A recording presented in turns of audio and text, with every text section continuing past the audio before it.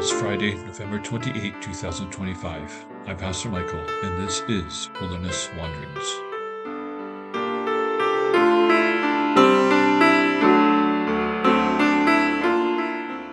Today our text comes from Psalm 21. The king rejoices in your strength, Lord. How great is his joy in the victories you give. You have granted him the desire of his heart, and not withheld the request of his lips. That's Psalm 21, verses 1 and 2. Psalm 21 is obviously a song of victory. It is not difficult to imagine the people of Israel singing these words as David returned victorious from battle. The day is perfect for Israel. King and people are following the Lord and rejoicing in his blessings of victory. Notice how the victory clearly belongs to God alone. It was asked for by the king. It was the desire of his heart.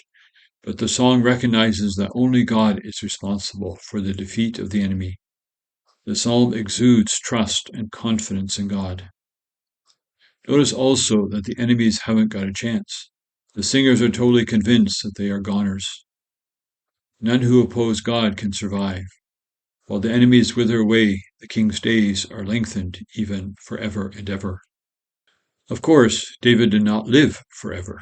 Peter says on the first Pentecost that David's tomb is there for all to see. This phrase in verse 4 is likely a reference to the promise that David will have a descendant on Israel's throne forever. From this perspective, Psalm 21 is about more than David coming home victorious from battle. It is filled with notes that resound with Easter. It's a psalm for Christians to pray on that festival and even every Sunday. We worship corporately on the first day of the week because Jesus' resurrection is central to our faith, hope, and love. It is reasonable to think that this psalm sustained Jesus on his journey to Jerusalem and the cross. Perhaps he meditated on these words as he spoke of being delivered over into the hands of sinful men. Even as he carried the weight of the sin of the world, he trusted in the steadfast love of God to raise him up in power 3 days later. It is not at all difficult to hear the ascended and exalted Christ praising his Father on the other side of the empty tomb. He asked life of you. You gave it to him, length of days forever and ever.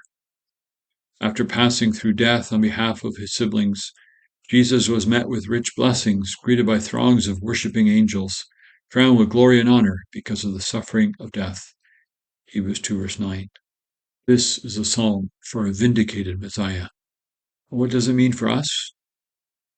We have confidence today because Christ has prayed for us, that all those whom the Father had given him may be with me where I am, to see my glory that you have given me. John 17:24. We know that God will give the Messiah his heart's desires and will not withhold the requests of his lips. Therefore we live in the hope that we will share in the glories of Christ's victory. God's children do experience suffering in this life, but we suffer patiently and with hope, confident that God's victory has been secured by Jesus' resurrection. Furthermore, God has made us most blessed forever, giving us every spiritual blessing in the heavenly places, even as we were chosen in him before the foundation of the world. That's from Ephesians 1, verses 3 and 4.